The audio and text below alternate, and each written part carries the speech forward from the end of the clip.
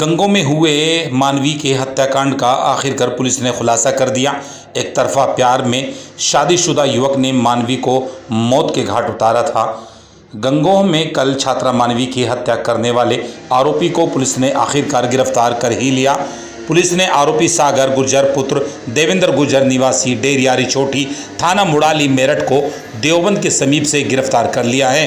Police पूछताछ में आरोपी ने बताया कि वह और मानवी पिछले करीब 3-4 वर्षों से अच्छे दोस्त थे।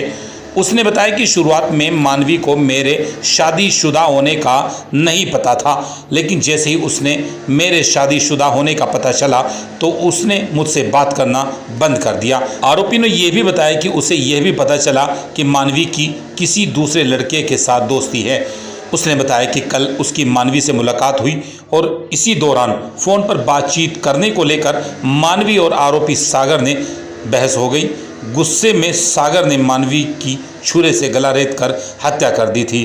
पुलिस ने इस पूरे मामले का खुलासा कर दिया है। सुनिए एसपी देहात ने क्या कहा।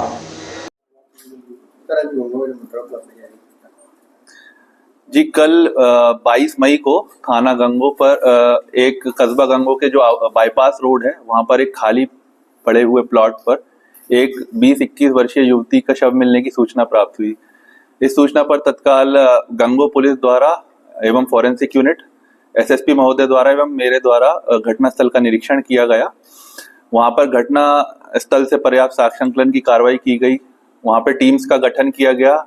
वहां पे आसपास के जितने भी सीसीटीवी कैमरेज हैं और जो भी सर्विलांस की मदद इसमें ली गई। इसमें जानकारी पे यह पाया गया कि ये जो युवती है, जो मृतका है, ये ग्राम बितिया थाना कुतुबशेर की रहने वाली है और जो कि एक आईपीएस कॉलेज है गंगो में, वहां पर बैचलर ऑफ फिजिकल एजुकेशन के 4th सेमेस्टर में पढ़ती थी।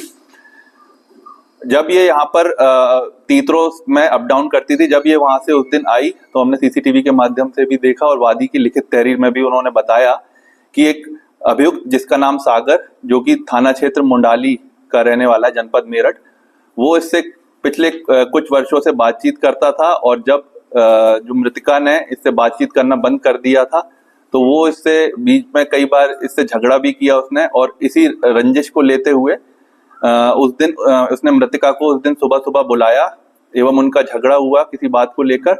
और उसका ये पूछताछ में भी बताया अभियुक्त ने कि वो उसे शक था कि वो किसी और लड़के से बातचीत कर रही थी। इसी रंजिश को लेकर उसने उस दिन उसका जो है चाकू मारकर उसके गले पर रेत कर उसकी हत्या कर दी।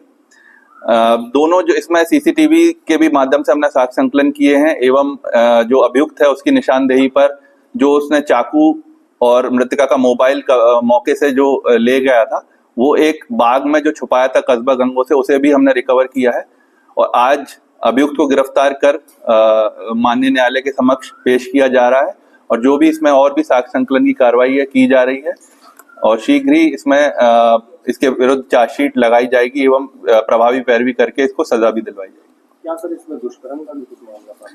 जी नहीं, इसमें दुष्कर्म की कोई ऐसी घटना सामने नहीं आई है अब तक और इसमें यही बताया कि इसको काफी समय से ये 3-4 साल से इससे परिचित था और जो अभियुक्त है इसकी पिछले 1-1.5 साल पहले शादी भी हो गई थी। जब मृतका को पता लगा कि ये शादीशुदा है तो धीरे धीरे इससे बातचीत करना उसने कम कर दिया था और जो अभियुक्त है उसे शक था कि ये किसी और लड़के से बातचीत कर रही है। इसी वजह से उनकी कहासुनी हुई और इसी कहासुनी के चलते उसने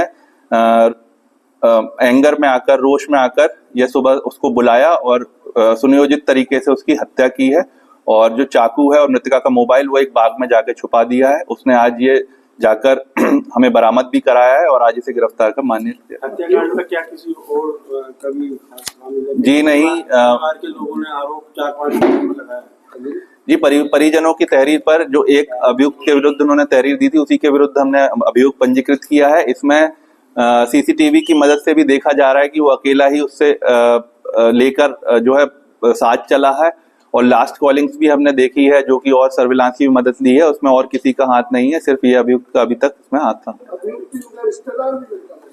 जी, इनका जो जनपद कैराना में दोनों के ननिहाल जो है एक साथ ही आसपास पड़ते हैं तो इनकी 3-4 साल से जो है इनका मिलना जुलना रहा है और एक कोई पक्की रिश्तेदारी नहीं थी, बट एक दूसरे के ये क्योंकि दोनों सेम ही समाज से आते हैं तो इनको एक दूसरे के परिचित हैं। ठीक है।